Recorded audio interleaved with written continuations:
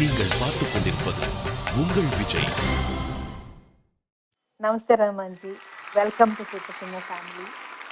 வயசில் என்னை விட சின்னவராக இருந்தாலும் உங்களை பார்த்து உங்கள் ஃபேஸில் என்னால் உங்கள் பேர் கூப்பிட முடியாது.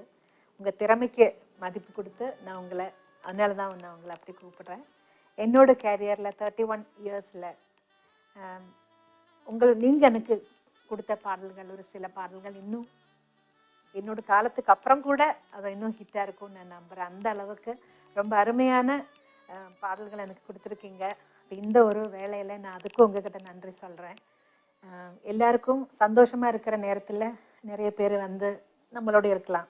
ஆனால் ஒருத்தரோட வாழ்க்கையில் துன்பம் வர சமயத்தில் என்னை பொறுத்த வரைக்கும் என்னோட வாழ்க்கையே முடிஞ்சு போய் நான் அப்படி இருக்கிற ஒரு நிலைமையில நீங்கள் என் வீட்டுக்கு எனக்கு நீங்கள் எடுத்து சொன்ன நல்ல வார்த்தைகள் என்னால் லைஃப்பில் மறக்கவே முடியாது.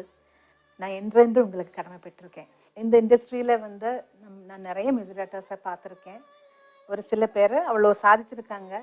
ஒரு சில பேர் ஒரு படம் பண்ணவங்க கூட இந்த காலத்தில் அவங்க ரொம்ப நிறைய கர்வம் என்னென்னமோ காமிக்கிறாங்க. அப்போதெல்லாம் நாங்கள் மனசில் நினச்சிக்கிறது உங்களை தான்.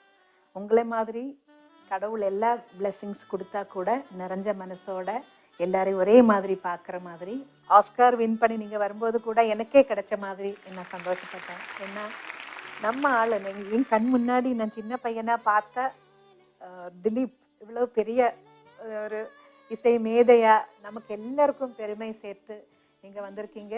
ரொம்ப உங்களை நினச்சி ரொம்ப ப்ரௌடாக ஃபீல் பண்ணுறேன். ஒரு தடவை உங்களுக்கு ஞாபகம் இருக்குமோன்னு எனக்கு தெரியாது, லயன்ஸ் கிளப் உங்களுக்கு ஒரு அவார்டு கொடுத்து உங்களை ஃபெலிசிட்டேட் பண்ணும்போது அவங்க எங்கிட்ட ஒரு சின்ன பைட் எடுத்துகிட்டு போனாங்க.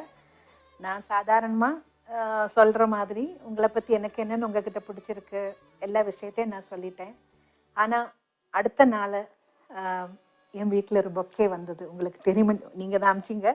உங்கள் பேர் போட்டு உங்கள் கார்டை வச்சு நீங்கள் கையெழுத்து போட்ட எனக்கு அதில் சின்ன 2-3 லைன்ஸ் இருக்குது.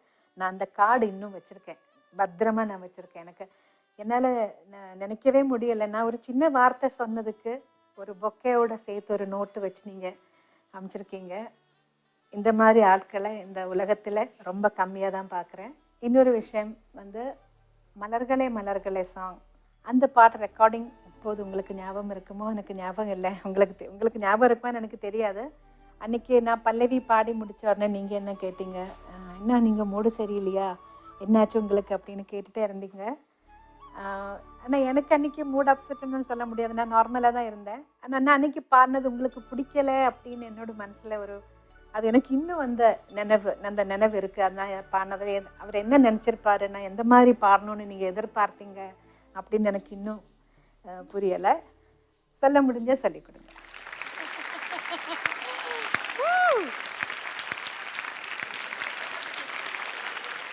She is amazing, isn't it? I mean, அவங்க extraordinary talent and extraordinary voice and ஒரு லெகசியை வச்சுட்டு போயிருக்காங்க. அவ்வளோ சாங்ஸ், அவ்வளோ ஃபேன்ஸ். அவங்க என்னை பற்றி பேசும்போது I am really humbled. And I think the least I can do is I could have done is gone to a place and reassured that music is the one thing we all can survive with. And அவங்க சொல்லும்போது இப்போ எனக்கே அது ஞாபகம் வருது. I am really happy that I did that, and I'm so happy that அவங்க திருப்பி music அவங்க திருப்பி பாடுறாங்கன்றது ரொம்ப சந்தோஷமாக இருக்குது சார். ஆனால் ஒரு கேள்வியில் தான் இந்த வீடியோ பைட் முடிஞ்சிருக்கு சார்.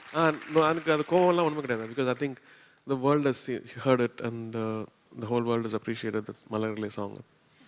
அது எனக்கு தெரியல என்ன மூடில் சொல்லியிருக்கேன். I love that song and அவங்க பாடின விதம் is elevated to some other level because of that. Beautiful. Thank you, sir.